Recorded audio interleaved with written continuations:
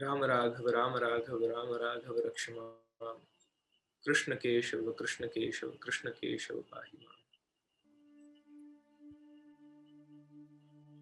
Ramayana and Mahabharat, we all know about them. We all have heard stories about them. And since our childhood till now, we have known so much in pieces and different ways and different versions of it. And all have a different understanding about them. Some believe it is a truth, some believe it is a part of history, some believe it's just fiction or an imagination of a poet, and some believe some parts of it are true and some parts of it are creation through imagination. So, what are the facts? Let's look into them. So, what we call history today will be called a myth in future, and what we call a myth today, at some point, it was our history. In future, what today is happening, it will become a history in future. But some might still believe that we haven't seen it, and because of that,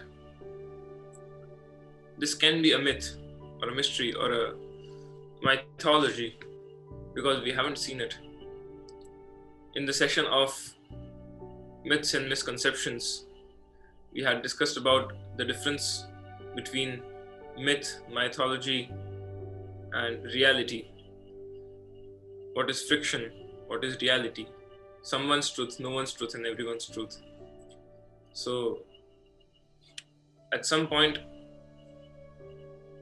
what we consider as a myth was our history. The different civilizations have their own epics which describe lifestyle, wealth, society, politics, law, art, culture, knowledge, etc. All different lands have their own histories and they describe their own politics, law, society, how was the lifestyle, what kind of culture they followed, art. But when we talk about the historical epics, such as the Ramayana and Mahabharat, we are not just talking about the list above, but we are talking about life-related problems and their solutions through various perspectives described in form of characters.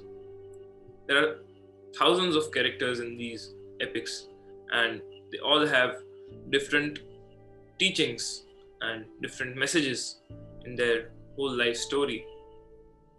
In our modern society, we have formed beliefs that our epics, Ramayana and Mahabharat, are fictional works of imagination. The media, our education system, has created this idea which makes us believe our rich history is imaginary. Let us have a look at some of the evidences that prove otherwise. We will be looking into some evidences of Ramayana and Mahabharat in today's session. And the first evidence of Ramayana is Rama Setu, the bridge between Sri Lanka and India. Ram Setu is a pathway created across the sea connecting Pamban Island and the Tamil Nadu to Mannar Island in the Sri Lanka. The bridge is 50 kilometers long and separates the Gulf of Mannar from the Palk Strait. Some of the sandbanks are dry and the sea around the area is very shallow, being only 1 to 10 meters deep. It is also visible on Google Map, so you can see it over there as well. Ram Setu is one of the major archaeological and historical evidences of Ramayana. Oceanography researchers suggest that the bridge is 7,000 years old, which tally with the carbon dating of beaches near Dhanushkodi, a place in India, and Mannar Island with the supposed date of Ramayana. So the carbon dating, it matches the stones of these from the Ram Setu. They float even today. So it is one of the biggest evidences of Ramayana which we can see today. The next evidence is in the Valmiki Ramayana. In Sundarkand, Hanumanji is talking about a four-tusked elephant protecting the Lanka, and the elephant is guarding the palace of Ravan in Sri Lanka.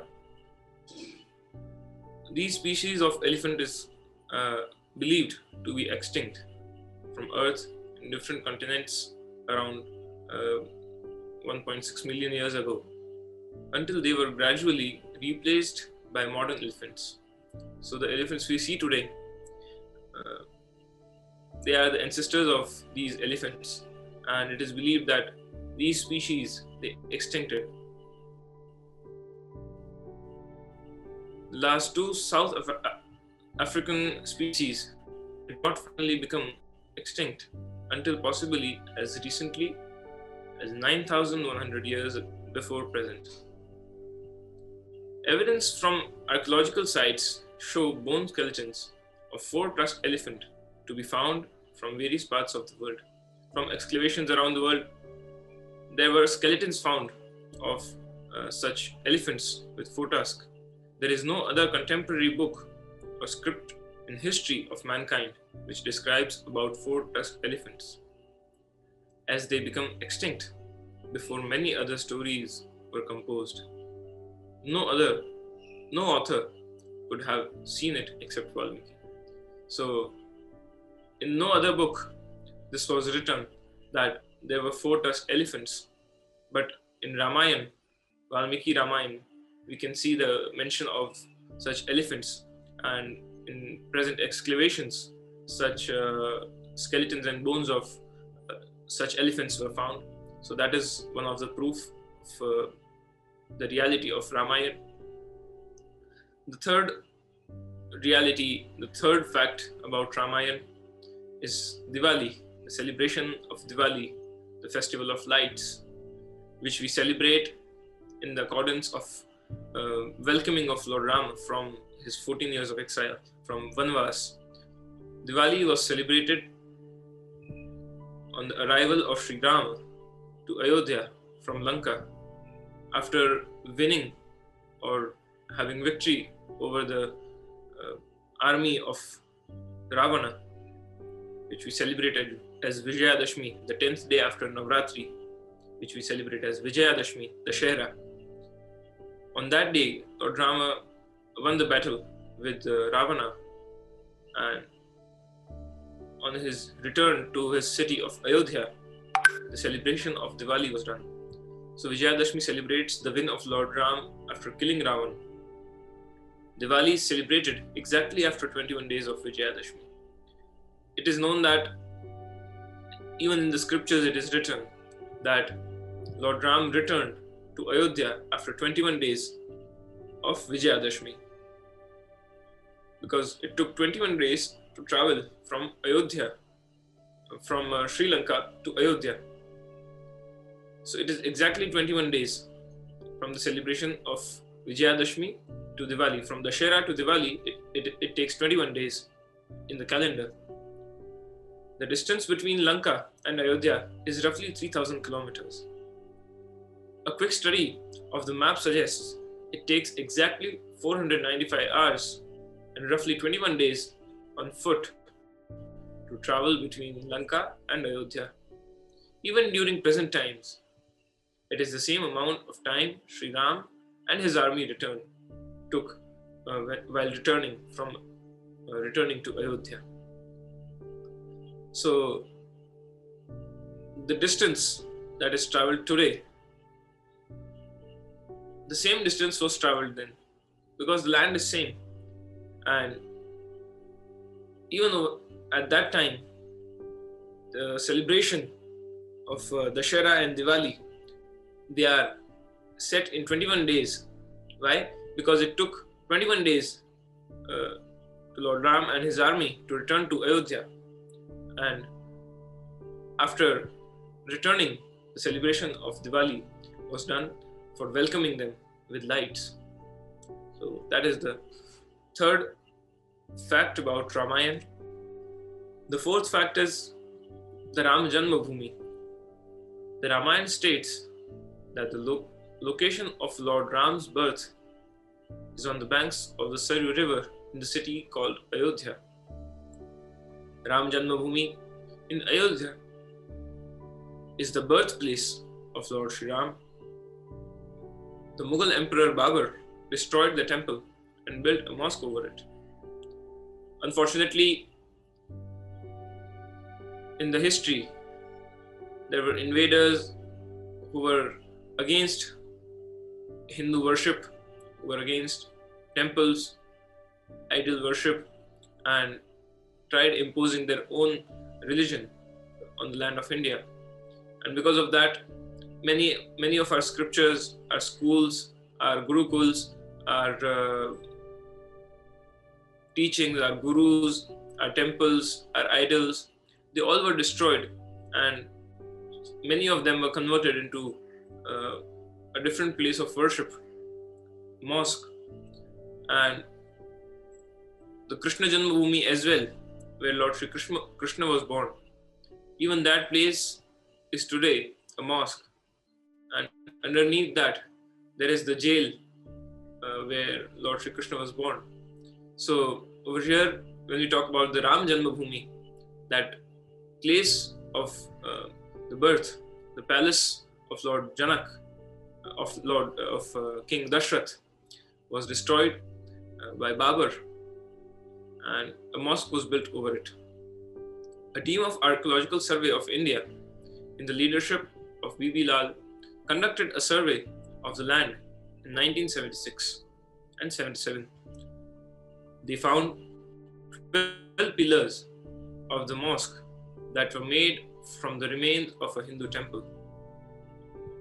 The base of pillars had Purna Kalasha, which is the ghada or a pot filled with water, which is considered very auspicious in the Hindu rituals, from which foliage would be coming out, water would be coming out. These symbols were found in almost all the temples of 12th and 13th century. For Hindus, it is one of the 8 auspicious symbols of prosperity, also known as Ashtamangala Jinnah, which has Padma and Ankush and all the Ashtachinnah, Toran, all these are considered auspicious symbols, swastik, Om. So out of those auspicious symbols, the Kalash is also considered one of the symbols, and it was found in many other different remains, terracotta remains, pots, and scriptures were also found in the excavation on the site by Archaeological Survey of India. For Hindus, it is one of the 8 auspicious symbols of prosperity, also known as the Ashtamangala or the Jinnah. Jinnah means the symbols. The excavation team found many terracotta sculptures that depict human beings and animals and characteristics of a temple, not a mosque. So the Ram Janmabhoomi itself is one of the evidences of Lord Ram's birth. We saw 4 facts or proof of the Ramayana, and now let us look into a few facts of Mahabharat. The city of Dwarka, the ancient city, incarnation referred to the epic of Mahabharat. The city of Dwarka is connected to Mahabharat as the ancient kingdom of Shri Krishna, spread across almost 84 kilometers as a fortified city where the Gomti River and the Arabian Sea met. The city was sunk beneath the sea, Arabian Sea, upon Krishna's death. Even historically, a few scientists have researched and they have got to know that during before 5,000 to 6,000 years, there was a big tsunami on the coastline of Arabian Sea, and during that tsunami, the city of Dwarka, it sunk, Marine scientists say, say archaeological remains discovered 36 meters, 120 feet below underneath the water in the Gulf of Cambay, the western coast of India, could be over 9,000 years old. It is believed to predate the oldest known remains in the subcontinent by more than 5,000 years. Carbon dating on debris recovered from the site, including construction material, pottery, etc., proving the existence of the kingdom of Dwarika. Some people believe that the existence of the kingdom itself is a fake imaginary story, but it is not. And if the city was there, then of course there would be people who would have lived in it. There would be a ruler who have been ruling the kingdom. And all of the description about that city and the culture and the art and the lifestyle of that city has been described in the scriptures of Mahabharata, and that all connects with the findings that archaeological survey found in the sea. The next proof of Ramayana, the next proof of Mahabharat is the Panda of Caves. The caves where Pandavas stayed while their exile. The Panda of Caves are a group of 5 caves in a small hillock in Panchahari, a place in India. It is believed that Pandavas during their period of exile took shelter in these caves. Many more such caves exist around the country, wherever the Pandavas traveled during their exile. So there are different locations in India where the Pandavas they traveled during their exile and they stayed. There are in Gujarat there is a place known as Bhimchakki near Hathni Kund, and it is a big stone which which was used by Bhim to do his exercise and to churn the dal. So there are many other evidences all over India which can prove the reality of Mahabharata. Kurukshetra, the place where the epic Mahabharata war was fought for 18 days, the Ranbhumi, the battlefield of Kurukshetra, more than 5,000 years ago. The location of the battle was Kurukshetra in the modern state of Haryana, India.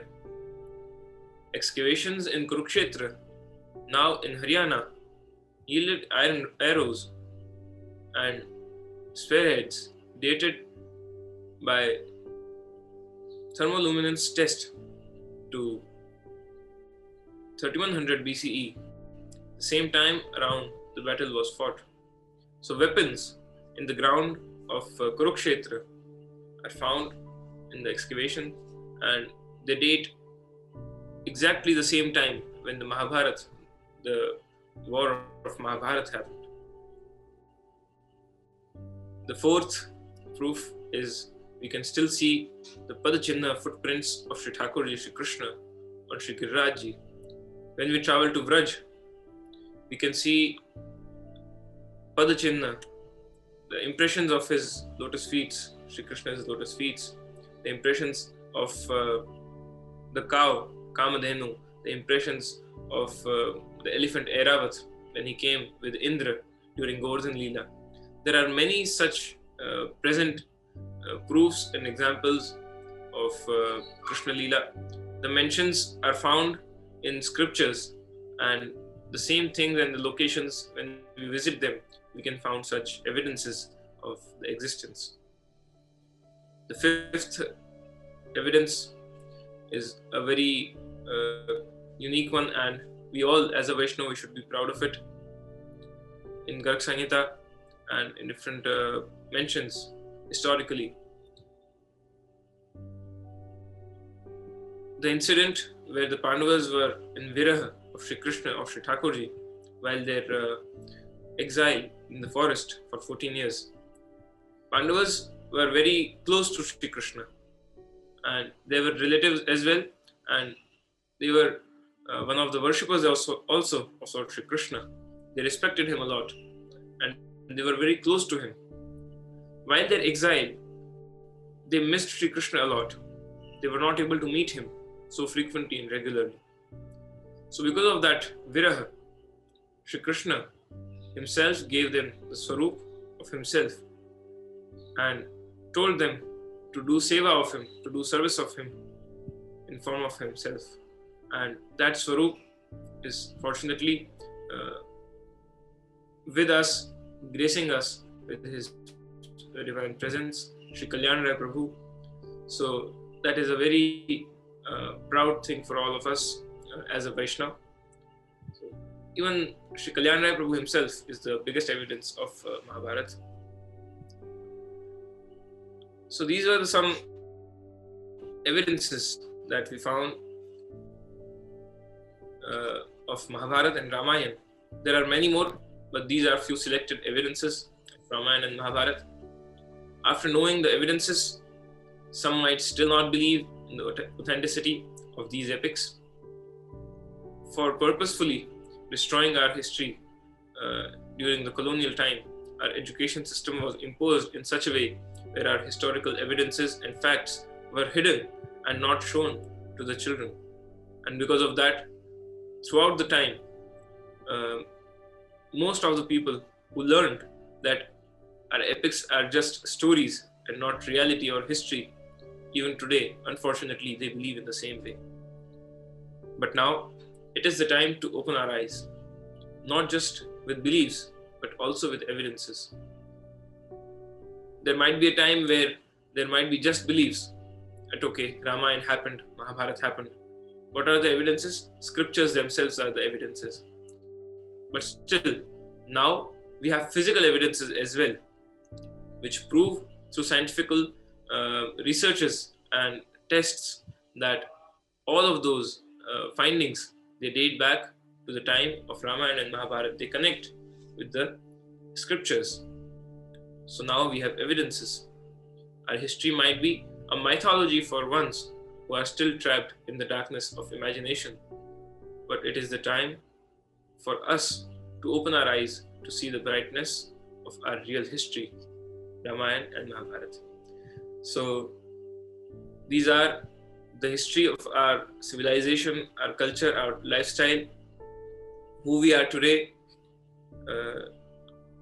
is connected to our history, and for knowing ourselves, for knowing who we are, for knowing where we come from, to know about our culture, our civilization, our lifestyle, we need to go back and look into history. And our history shows that Ramayana and Mahabharata are one of the key parts of our history. And in the next session, in the second part, this was the first part of the reality of Ramayana and Mahabharata. In the second part, in the next session, we will be discussing about the teachings, how the characters in these epics, maybe Dhritarashtra or Bhishma Guru, Bhishmacharya, or maybe in Ramayana, Hanumanji, Vibhishan, and Lakshman, through their lives, through their lifestyle, what they teach us, and how those life examples from their life even help us today, and it helps us to do right things. It gives us a right message and tells us how to solve our problems and get out of them and live a life full of understanding, knowledge, and wisdom.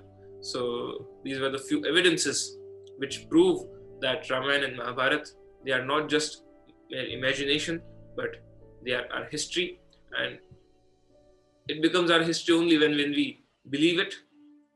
It is not going to change if we believe it or not, but still, for us, for an individual, it becomes our history when we start believing in it. So after looking at the evidences, let us now believe that how our epics happened, and let's research on it, let's study it, let's try to understand it and gain knowledge and experience from those history of ours and make our life more beautiful.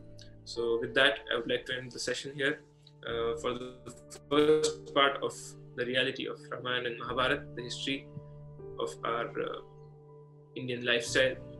And in next session, we will discuss further on the same topic. Shubham Bhavatu, Kalyanamastu.